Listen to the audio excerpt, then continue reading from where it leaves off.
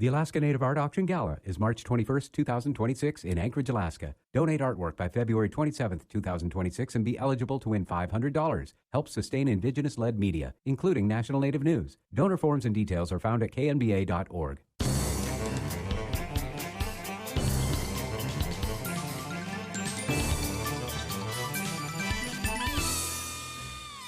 Welcome to Native America Calling. I'm Sean Spruce.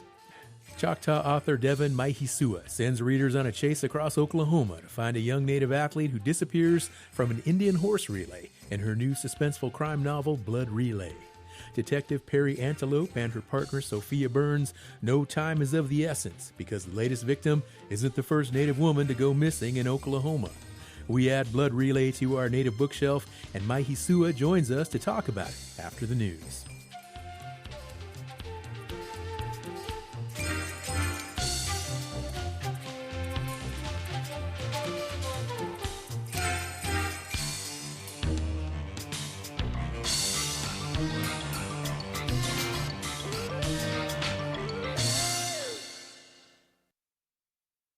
This is National Native News. I'm Antonia Gonzalez.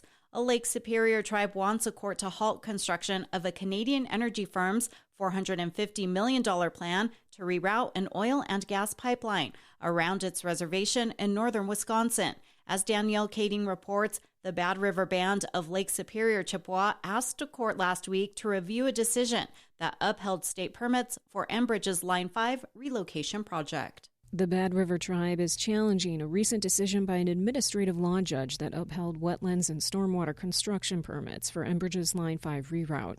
Attorneys representing the tribe also filed a motion to put construction on hold until an Iron County judge hears their case. The tribe's chair, Elizabeth Arbuckle, said in a statement that the Bad River watershed is not an oil pipeline corridor and the tribe must protect its homeland. An Enbridge spokesperson said it would be unreasonable to halt construction following the judge's decision and years of state review. Enbridge has said state permits contain extensive environmental protections and restoration plans. The company says construction would not cause significant harm to water quality or wetlands. The Bad River Tribe disputes that. The project would involve blasting and drilling to install the pipeline. The Line 5 reroute would cross close to 200 waterways and more than 100 acres of wetlands. Enbridge has said it would create 700 jobs during construction. For National Native News, I'm Danielle Kading. Declining snowpack is affecting tribal agriculture and traditional food systems across the West. A new webinar series is helping Indigenous communities adapt. For the Mountain West News Bureau, Daniel Spalding has more. Across the region, snowpack is below average heading into spring runoff. That has major implications for tribal producers who rely on snowmelt for irrigation, livestock, and traditional foods. The Native Resilience Project is a 4-year effort to build resilience in tribal agriculture. This year, the project evolved to address the ongoing snow drought. Dr. Kyle Bosinski is a partner on the project and the director of climate extension at the Montana Climate Office. It's going to be variable across communities, but I think the biggest takeaway is just that what we're seeing right now is, at least for the last 25 years, a historically low snowpack situation, and it's going to tax a lot of our systems. The webinars cover snow conditions, drought assistance programs, drought planning, and new pathways for tribes to directly request federal disaster declarations. There are 3 more webinars in the series, which ends in May. I'm Daniel Spalding. An Alaska Native family from Wasilla is sheltering in place outside Puerto Vallarta. They became stranded along with about 500 other tourists at their resort after the Mexican military killed a notorious drug lord known as El Mencho. Suspected cartel members torched businesses, buses, and cars in retaliation. Hannah Bissett says she and her mother, grandmother, 10-year-old brother, and a family friend had just arrived in Mexico. We had like half a day of normalcy, and then as we were going to bed, things started turning upside down and got pretty intense pretty quickly. Bissett said she and her family have not left the resort. Stores around them, along with the hotel's restaurants, are closed. Assuming things are closed still, like the major grocery stores nearby or even local markets, in the next 3 or 4 days, we're going to run out of food if things don't change. Bissett says the resort has been serving an evening buffet once a day. Overall, Bissett says she and her family are staying calm yet vigilant. Encouraged, traffic seems to be moving again. She says she received a phone call from Congressman Nick Begich and calls from the offices of Alaska's 2 senators, Lisa Murkowski and Dan Sullivan. All said they're ready to assist if necessary. Bissett is a former reporter at KMBA and currently a graduate student at the University of Alaska, Anchorage. I'm Antonia Gonzalez.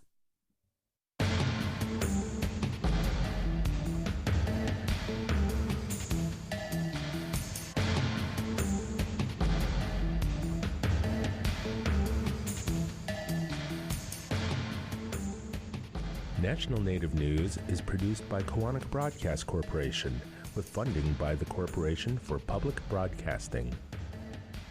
Support by the American Indian College Fund, providing millions of dollars of scholarships to Native students every year. Applications are accepted through May 31st at collegefund.org or by phone at 800-766-FUND. Support by the Gathering of Nations Powwow. The last dance is this April 24th and 25th at Expo, New Mexico. Gone's last horse rider and regalia parade takes place at 4 p.m. both days. Tickets at gatheringofnations.com and at the gates.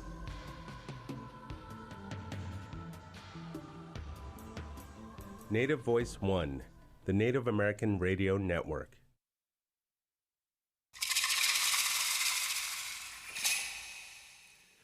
This is Native America Calling. I'm Sean Spruce. Choctaw homicide detective Perry Antelope and her new partner Sophia Burns work on a missing persons case in Oklahoma in Devon Mihesuah's new mystery novel, Blood Relay. The story of the disappearance of a young Native athlete is set against the backdrop of Indian horse relay racing, and the protagonists work alongside Choctaw light horsemen and other tribal police. The fictional, fast-paced thriller takes on the real-life issue of missing and murdered Indigenous relatives and evolving jurisdictional complexities facing law enforcement in Oklahoma. Mihesuah, who is also a historian and professor, continues her tradition of creating strong leading women characters. She is the author of the Monique Blackhawk series and the 2024 collection of horror stories, The Bone Picker. She has also authored several nonfiction titles, including Recovering Our Ancestors' Gardens. Mihesuah joins us for our bookshelf series. And of course, listeners can join our conversation too, share comments, or ask questions by calling 1-800-996-2848. That number is also 1-800-99-NATIVE. Joining us now from Lawrence, Kansas is Devon Mihesuah.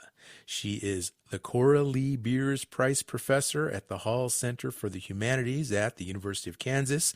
She is the author of Blood Relay and other works of fiction like The Bone Picker and Dance of the Returned. She is a citizen of the Choctaw Nation. Devon, hello, and welcome back to Native America Calling. It's always a pleasure to have you on the show. Well, thank you for having me. It's good to hear from you. Well, congratulations. Of course, Blood Relay comes out today. Now, in this novel, we follow Detective Perry Antelope through a harrowing adventure. We'll talk about your skill in conjuring strong women characters, but first, give us insight into Perry Antelope. Well, like you said, I always want to create strong female characters, and Perry, as well as her partner, just a joy to write, because she's a composite of women that I know. She's resilient, she's intelligent, she's accomplished, and she embodies what I want to be as well. And I really wanted to make her a heroine, because I think that most readers don't really know a whole lot about the realities of Native people, because they do expect to read stories about poverty and trauma, and women usually don't get to shine all that much. And I want to make it, my priority that women are going to be the problem solvers. We don't need to sit around and wait for, the white male saviors, like in the movie Wind River. And so Perry Antelope is just really somebody who I greatly admire. Even though she's got flaws, she's going to solve the problem, even though she might have to do it in ways that are not quite kosher, shall we say. Well, and what's also cool is obviously Perry is this really strong, resilient character, but she's not alone. She also has her partner, Sophia Burns, and then, of course, Raquel, who is the light horse officer who assists. And they're all strong. They're all really resilient. And let's talk more about Sophia, because her role, she's a city police officer, former Olympic athlete, and they're a new partnership. They've only been working together for about 6 months. What do you want readers to understand about this pair? Well, Sophia, she's a white woman, and she was a beat cop in Las Vegas. So she's really seen a lot. So when she arrives in Oklahoma City, she, she's a little, I guess, flummoxed by what she encounters in Oklahoma, because it's quite different from Las Vegas. But these two women work well together. They play off of each other. And I created Sophia because you really do need a character that needs explaining. So Perry has to explain a lot of things to Sophia. So she also serves that purpose. But as the story goes on, and as the series goes on, I finished the second book too, we see that Sophia is a very physically strong individual, but she's also very emotionally strong, and she understands Perry, and she understands Perry's weaknesses. And I think she tries to fill in those gaps. So this is why they make a very strong pair. I couldn't help but notice a little bit of symbolism because, of course, the Indian relay races make up a big part of the plot. But I felt in many ways like Sophia and Perry, they were kind of involved with their own relay in terms of this pursuit that they're in, and they kind of build on each other's strengths and they complement each other really well. I don't know, maybe it's just me, but I kind of sensed a little bit of that as I was reading. Now, without giving away too much information, of course, because most of the people that are listening probably have not read your book yet, but tell us more about this missing persons case that these folks are assigned to. Yes, Dell's Billy is a young Indian horse relay rider, and there is a race that is taking place right outside of Oklahoma City. And Dell's has won, the woman's race, and she leaves a little bit early to drive back to McAllister, where she lives, because she had injured her knee and she just wants to go home. So she and a young apprentice on the team, they go ahead and leave early. And outside of Oklahoma City, her truck starts sputtering, and it's just really unusual. And then her trailer gets a flat, and she's got a horse in the back of it, and so she's got to pull off. And it just so happens they're coming by an abandoned truck stop, and it's a real truck stop. Anybody who lives outside of Oklahoma City has no doubt gone by this repeatedly. And if you do see it in person, you realize this is a great place for somebody to be assaulted, because it's very dark. But anyway, she pulls in there, and this is where she is taken by an unknown assailant, and her young apprentice is injured. So it's up to Perry and Sophia to try to figure out what has happened to her. But this is on Seminole tribal land.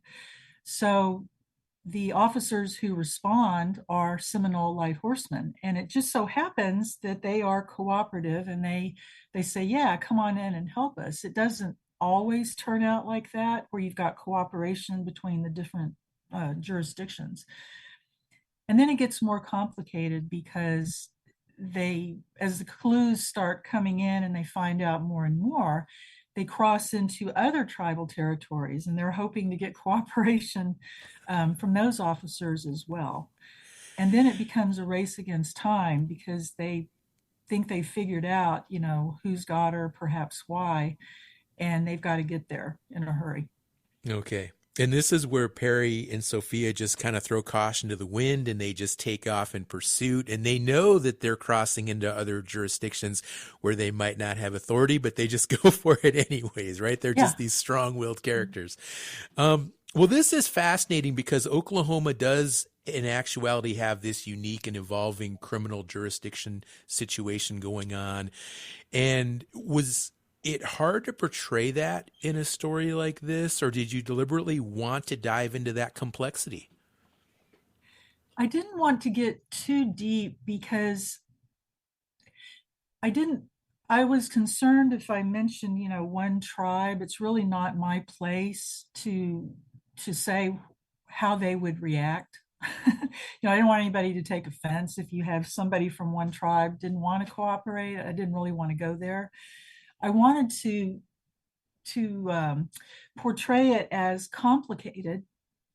So I kind of skimmed along the surface with that, but I'm hoping that I make it clear how complicated it is, because you've got, a Native victim and a Native American defendant, or you've got a Native victim with a non-Native defendant.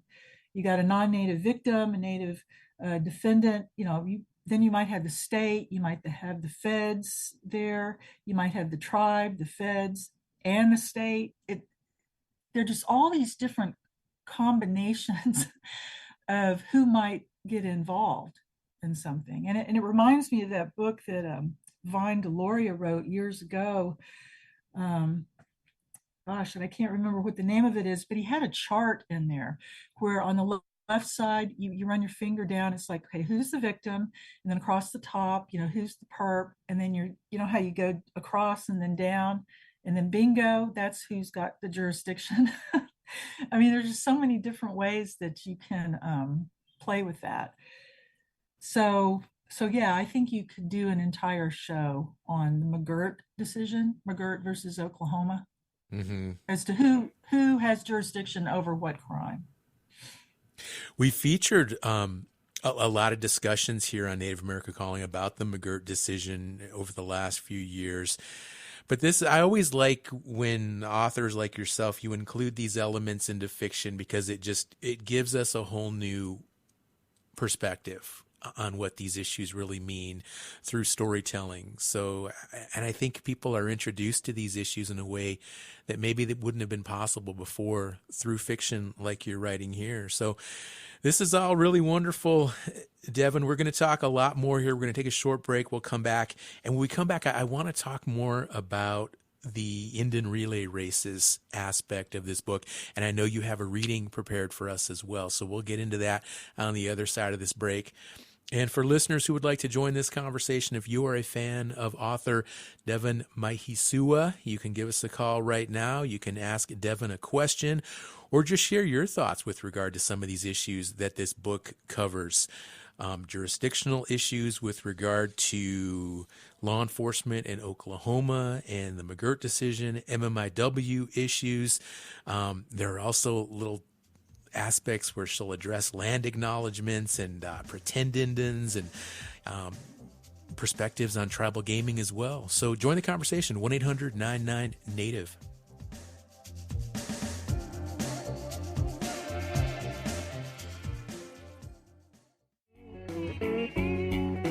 Choctaw author Casey Jernigan explores how violence, poverty, and food assistance programs reshape Native food in her new scholarly work, Kamad Bods.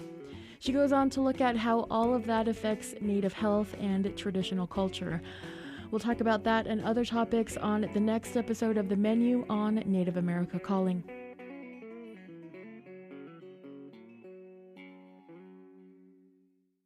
Support by the American Indian College Fund. The American Indian College Fund provides millions of dollars of scholarships to thousands of Native students every year. Tribal citizens of every age and experience are eligible. The deadline for applications is May 31st, and you can find everything you need to apply at collegefund.org. That's collegefund.org, or by phone at 800-766-FUND. Education is the answer.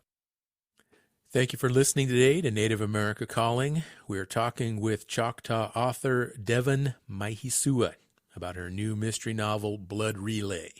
If you have questions or comments, give us a call. We're at 1-800-996-2848. That number is also 1-800-99-NATIVE.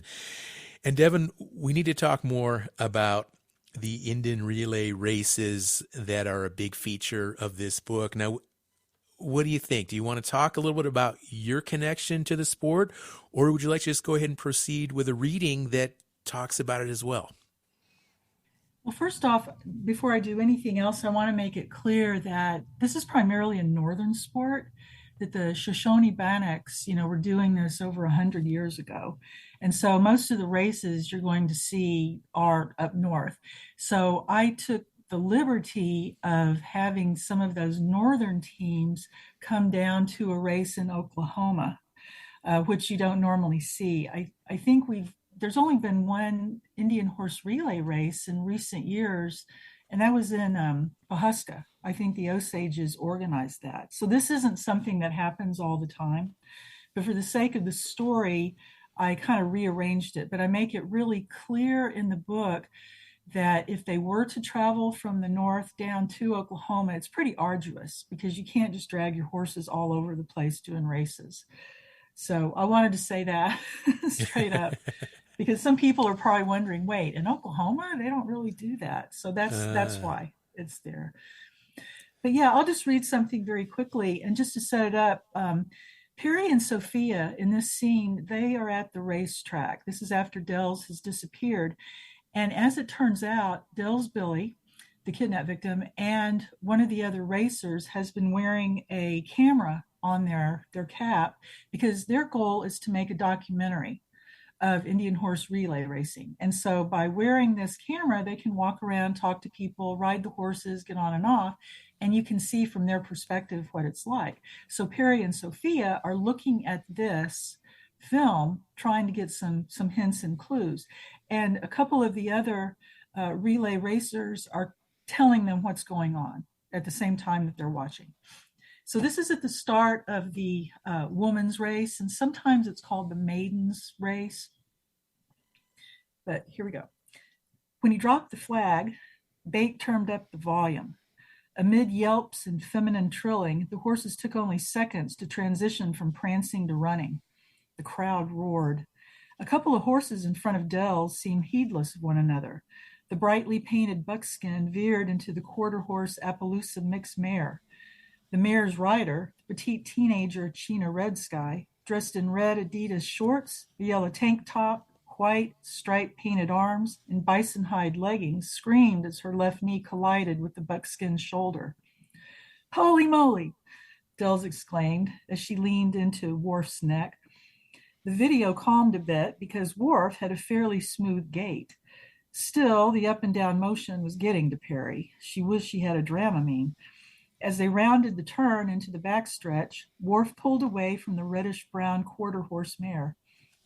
"That was Yarda's horse Aphrodite," Benny said. "That mare washed out of the professional races, but does well in the shorter relays." "I've never seen anything like this," Sophia said. "It looks like pandemonium, but everybody knows where to go." The whistles, horns, and shrieks from the stands made Perry realize that her heart was racing right along with the horses. "What a bat hair's crazy thing they're doing. I wonder if I could do it." "Good," Bake said as he muted the sound. "No one's going to become monetarily wealthy in the relay business, but the cultural meaning doesn't have a dollar amount attached. This is our sport. Northern tribes started it. Shoshone Bannocks were doing this over 100 years ago, but all of us who ride take great pride in it." His eyes went back to the frozen screen showing the empty track in front of the lead rider Dells. Pretendians. Those non-Indians who claim to be Indians for monetary value. Those jerks have contaminated academia, literature, movies, and TV. Perry saw his jaw clench. Then he said, "Those race-shifting frauds can't take Indian horse relays away from us. They can go ride a loony ostrich." Perry thought that a somewhat random thing to say, but she appreciated his meaning. Troy encountered more than his share of race shifters in academia. Bake turned up the sound. Dell's eyes were on the track, but the edges of the camera frame still caught the excited audience. Everyone in the stand stood in an attempt to see the sleek horses and crazy humans who participated in the dangerous sport. Perry knew that some people probably came to horse relays for the same reason that they watch NASCAR. Accidents are exciting to watch. Dells and Worf barreled towards Vera Spring, who held the reins of the towering white mare Xena, with bright blue eastern diamondback rattlesnake diamonds painted on her legs and along her sides. The statuesque horse stood out like a beacon among darker animals. Xena grew closer as Worf powered his way towards the crowd of humans and second leg horses. Dells screamed, "Whoa!" before he ran into the mugger, Seeley. They saw in a blur the picture jerk around as Dells dropped 3 feet to land in the dirt. The horses snorted and some whinnied. They saw the legs of a person on the ground before Dells rushed toward Xena. Sophia gasped when the picture showed Dells' hands on the horse's mane. Dells grunted, and the picture quickly rose up to look over the horse's ears. That was a great mount, Bake said. Okay. No. And then the race goes on from there. Mm-hmm. She does well. Devon, this would make such a great scene in a movie. What can you tell us about the potential for that to ever occur? I don't know. It would. I think that, Indian horse relays, you can see them in short documentaries on YouTube. 60 Minutes, had a brief episode about it. But, it really deserves more. I think it's a sport, but it's so much more than that.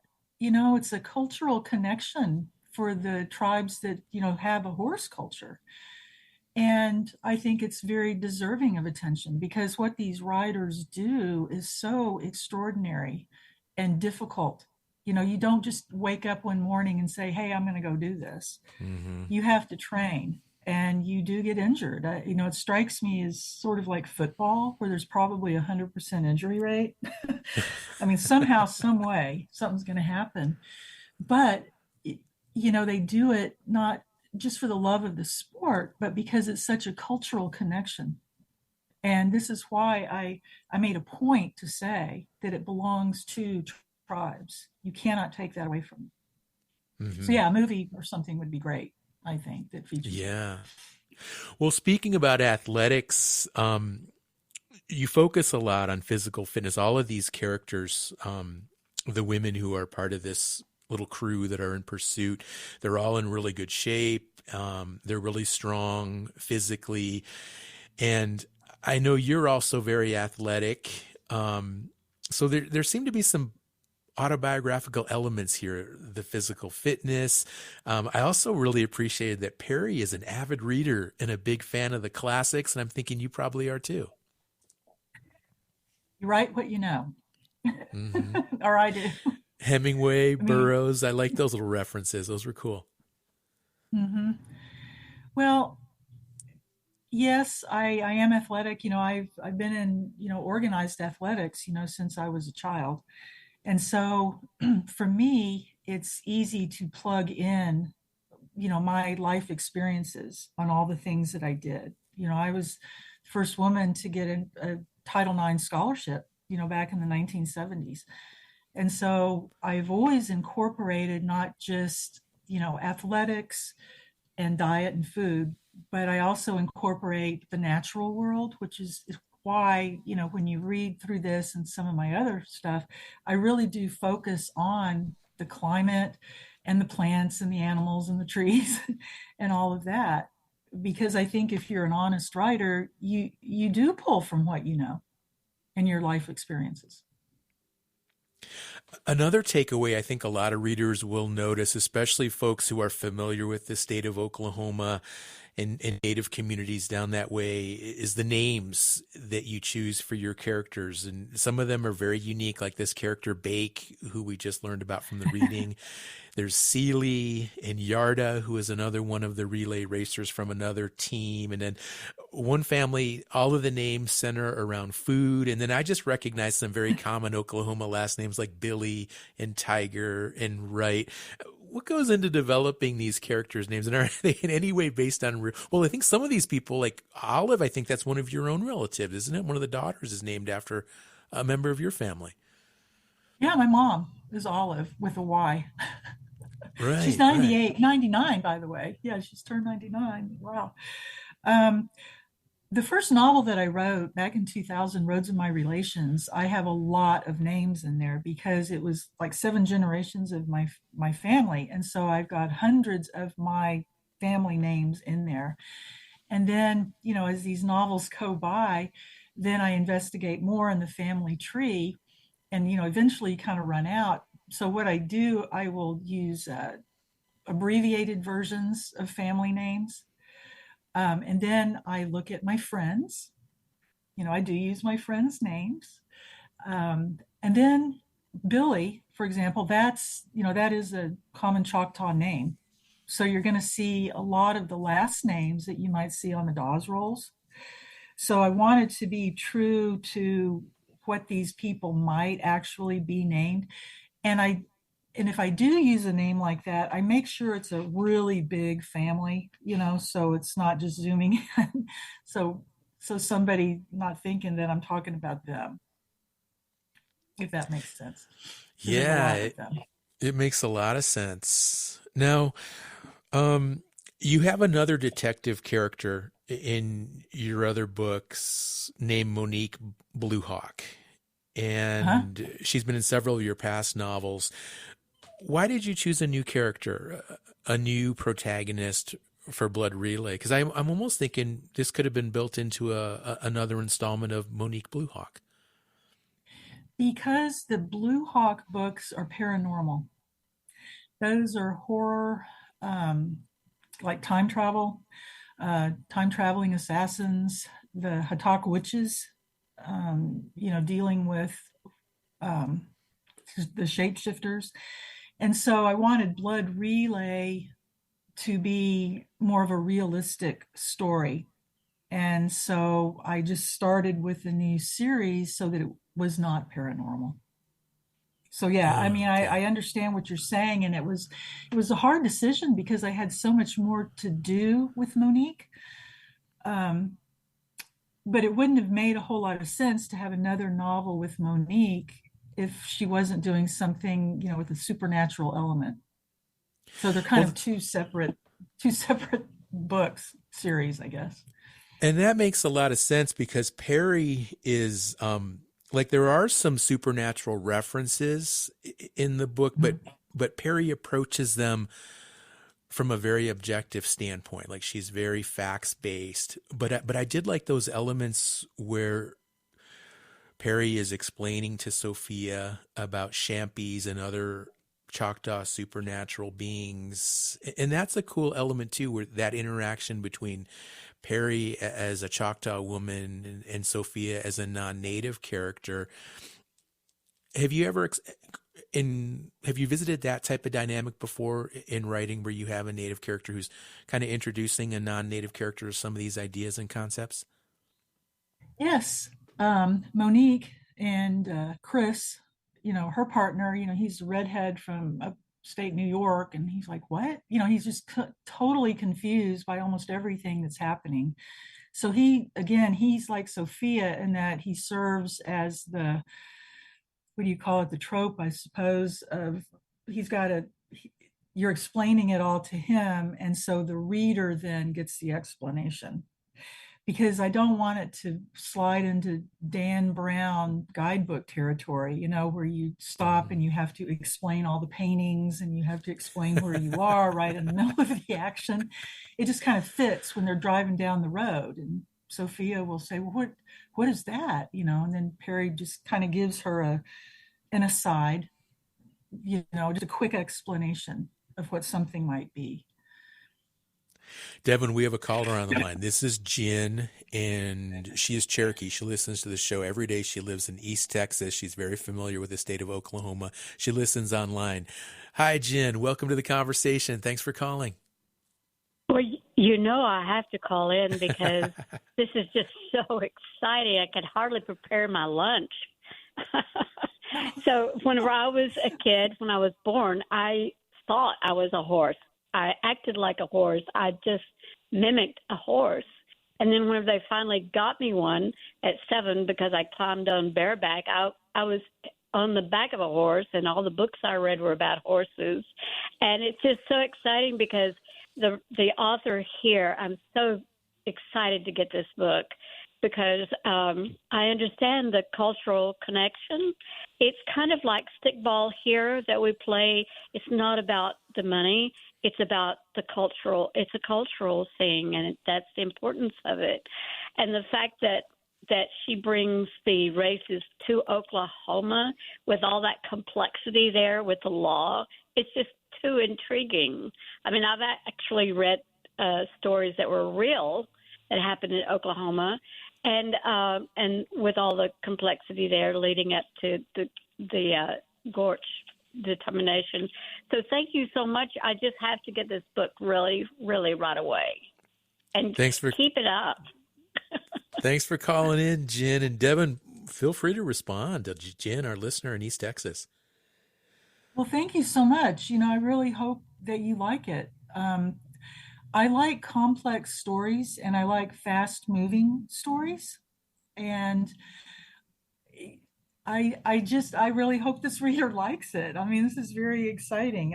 I never know how I'm going to come across when I do these things. So I'm glad she's excited for it. Mm-hmm. I want to go back to the supernatural element there, especially with regard to the Shampies, which is a Choctaw type of spiritual being. In the book you described as kind of similar to like what we think of as a Bigfoot. And you recently posted on social media an image of a Champy and your new book, Blood Relay. And tell me a little bit more about this post and what is that actual image? Is that something that was generated by AI or some kind of Photoshop, or where does that come from? No, he's in my yard. He's in my front yard, and my husband painted it. He's a metal cutout. He's about 7 feet tall, I guess. And so he's up against a tree, and he's got his ankle is chained to the tree so nobody steals it. And so I was trying to figure out, well, how do I get my book attached to his hand? So I was using those big paper clip things to clip the back pages of the book to his hand.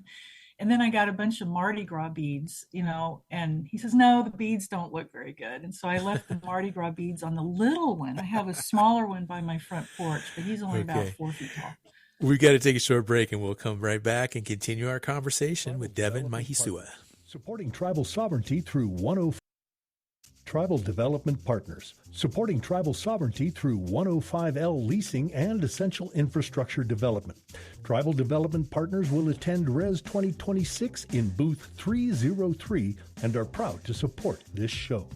Kaufman & Associates has over 35 years of experience serving Indian country, supporting growth, transformation, and sustainability of tribal programs.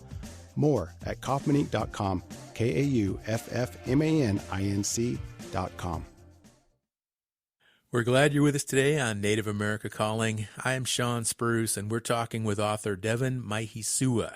She's out with a new thriller today. It's titled Blood Relay, and it focuses on a strong Choctaw character named Detective Perry Antelope. How do you want authors to portray Native women in their crime stories? There's still plenty of time for you to join our discussion today with Devon Mihesuah. Give us a call, 1-800-996-2848. That number again, 1-800-996-2848. And Devon, I want to go back to the issue of pretendingism, because as you shared earlier in the passage you read, and you talked a little bit about that whole element, and it's included in the book, and it leads me to ask about a previous book you helped write. And you co-edited a book with Dr. Elizabeth Hoover in 2019. It's called Indigenous Food Sovereignty in the United States. And you came on our show and talked about it at the time. And then after that book came out, Dr. Hoover was in fact called out for not actually being affiliated with Mohawk or Mi'kmaq people, which she had claimed for most of her life. And I'm just curious, how did her exposure affect the work you did with her on that book and just your overall relationship going forward? I didn't know about it until really the book was in production. And by that time, there isn't really anything you can do about it. And I would say that our relationship was very businesslike. I didn't know her very well. And it was sort of a arm's length. She kept me at arm's length. That's the fact of the matter for some reason. And I always thought that was kind of odd. Now I know why. But, the question that you ask, it's a good one. People ask me about this a lot. And particularly they want to know, is this book going to be revised with her removed from it? And it's not as easy as just taking somebody out of a manuscript and then republishing it. And the reason for that is that every writer signs a contract with a publisher. And if the book was to be revised without somebody in it, that person would have to agree to being removed. Or if the press just said, we're taking you out, well, that is going to end up being a real legal problem. They probably end up in court over that. And I would have absolutely nothing to do with that. That's between the press and the person in question. And even if that was accomplished, the book would have to be heavily revised. We wrote that introduction together. And so that would have to be removed, and I would have to rewrite it. And then I would have to replace, I guess, what she had contributed to it. And then we're talking about whenever a book is published, it costs a lot of money. And this is a real problem today with publishing houses because it just costs so much to produce a book. You've got the copy editing, you've got the printing costs and all of that. And I just don't know if, the press would go for it. I would also say, and I spoke with Andy Murphy about this yesterday, that if this were to happen, there's several, since the book came out, it was 2019, but I started working on this in 2016. Since the book was published, this issue of pretendianism, identity issues has really escalated, but so has an issue of sexual harassment. And because of that, she would not be the only, shall we say, aspect that would need to be excised from the book. So we're talking about an even bigger revision. Mm-hmm. And then I would have to get in contact with all the other participants in the book to say, you need to look at your chapters and see, do you mention her? Were you influenced by her? You need to take it out. They would have to rewrite it. And then that would be another 6 months, provided everybody even had time, time to do it. And so, yeah, it would be probably not possible to do it. And then ultimately, the question would become, would you really buy a revised version just because she was removed? Because the good stuff that you do want is still in there. Mm-hmm. Why would you buy another book? You know what I mean? Yeah. Devon, what about I'm just curious, like when you look at this book in comparison to all of your other works, do you promote it as much as some of your other works, or are you a little bit hesitant now? What's your relationship with the actual work in terms of how it fits into your other body of creativity? I don't mention it on my bios when I go give a talk someplace. It won a bunch of awards. It isn't just that that we were the only two people who wrote that book. There were other people involved.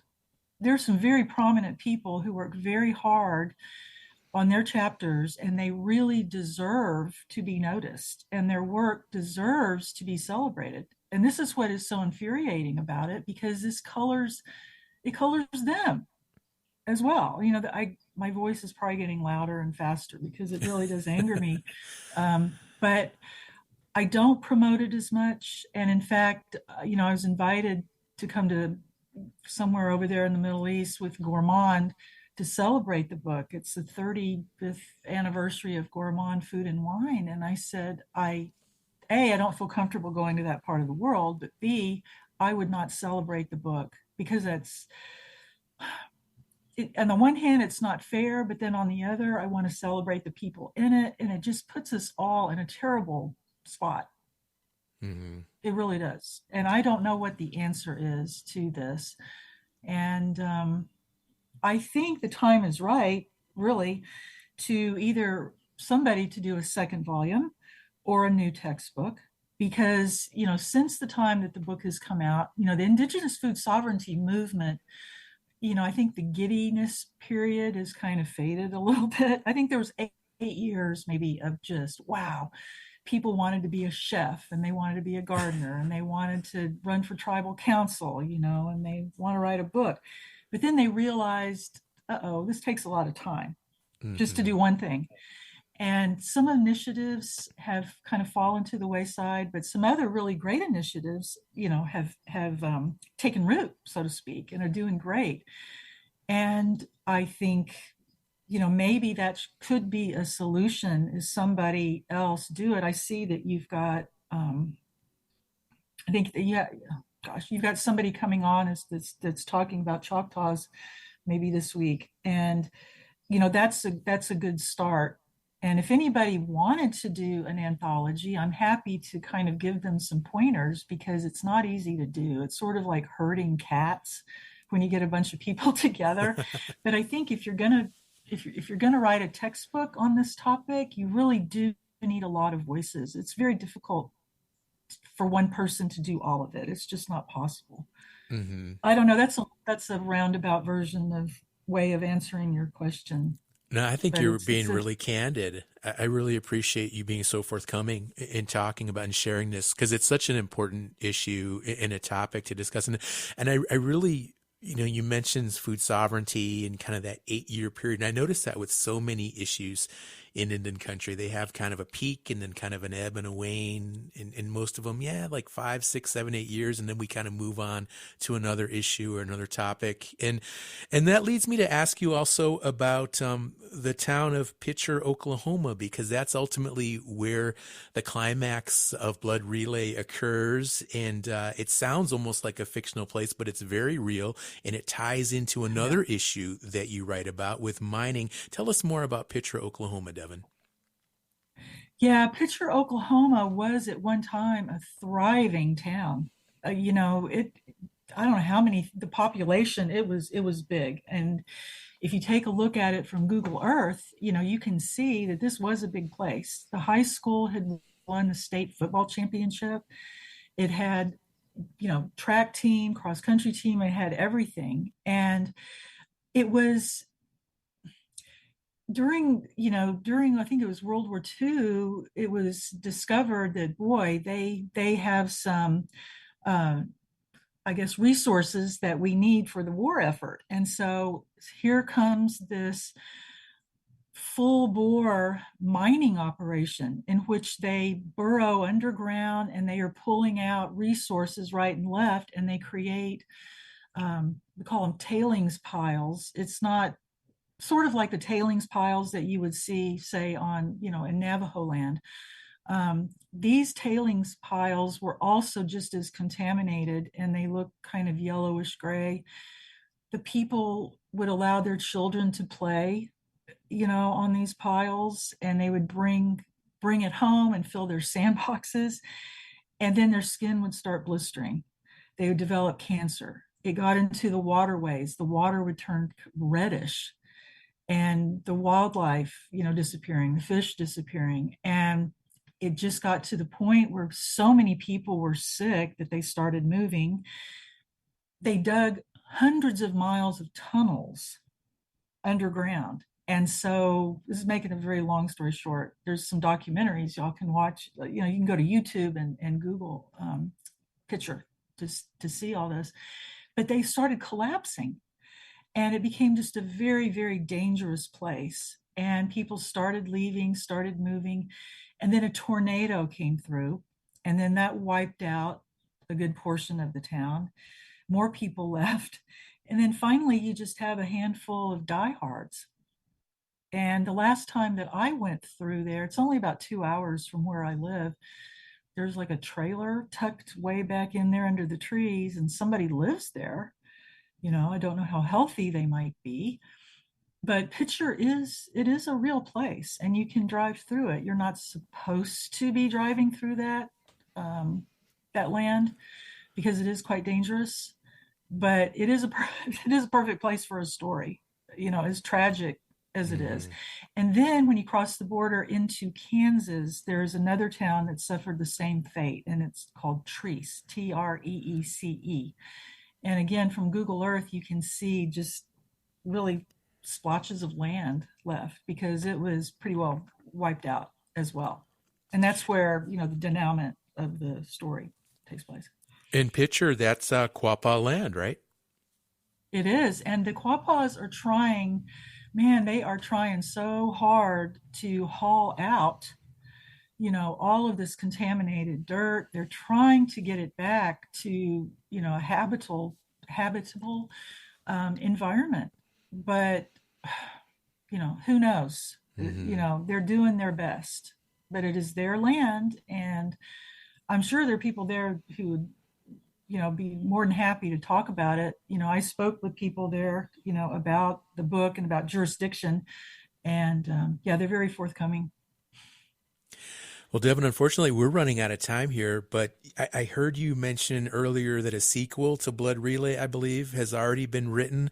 What can you tell us about that and just the overall future for this series and this new character of Detective Perry Antelope? Yes, the second book comes out next February the 9th. It's tentatively titled Dokesville. And in this story, Perry and Sophia are charged with trying to figure out why an undercover officer was in Dokesville, which is way out of Oklahoma City jurisdiction. And he was found shot in the head in Dokesville. And Dokesville was one of the first places the Choctaws settled after they were moved in the 1830s. And you can actually go to Dokesville today, and it's nothing but a ruin. There's some stone foundations there, but it's just, you walk through the trees and there's nothing left. It's like a ghost town. But I will say that there are several wells there. And the Cherokee Confederate General Stand Watie, that was where he surrendered. He was the last Confederate general to surrender after the Civil War, and he did it there in Dokesville. So that's a little tidbit. But that story is even twistier, I think, than Blood Relay. And I really like doing that because it's just, it's pretty crazy. So. Okay, we'll be looking forward to that for sure. And for Blood Relay, for people who might prefer to listen as opposed to read, is there an audiobook available? Yes, it is. It's on audible.com.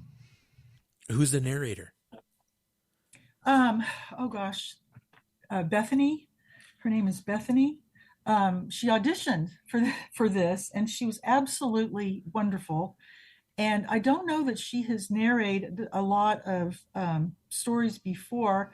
Gosh darn it! Let me see. I really Frankenberg, is that her last name? Yes, Bethany. Yes, of course, okay. Frankenberg. She also does other things. She's also an actress. She's also an athlete. She's sort of this all-around kind of superwoman with an amazing voice. And so I feel very lucky to have her. So y'all check that out if you get a chance. And hopefully this gives her more opportunities to narrate because she does a very good job, I think.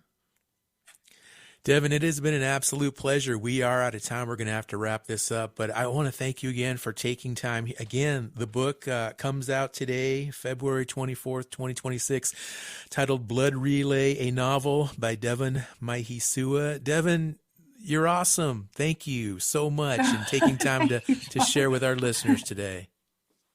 Thank you. Y'all have a good day. Thanks for listening. Absolutely. Well, we're going to wrap up this show, listeners, but NAC will be back tomorrow with an episode of The Menu hosted by Andy Murphy. Among other topics, she'll talk about an academic look at the lasting legacy of commodity food on Native culture and health. I'm Sean Spruce. Thank you, as always, for listening. We'll talk again soon.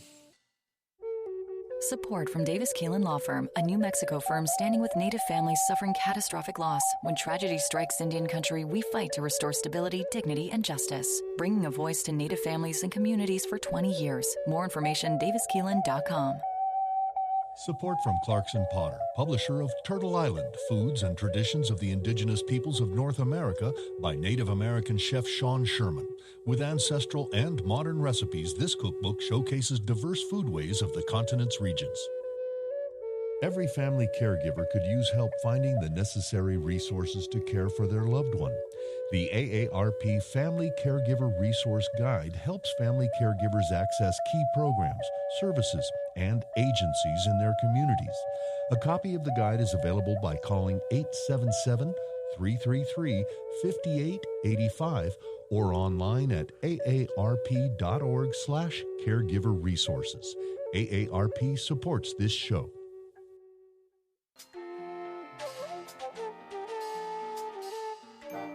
Native America Calling is produced in the Annenberg National Native Voice Studios in Albuquerque, New Mexico by Koahnic Broadcast Corporation, a Native nonprofit media organization. Funding is provided by the Corporation for Public Broadcasting with support from the Public Radio Satellite Service. Music is by Brent Michael Davids. Native Voice One, the Native American Radio Network.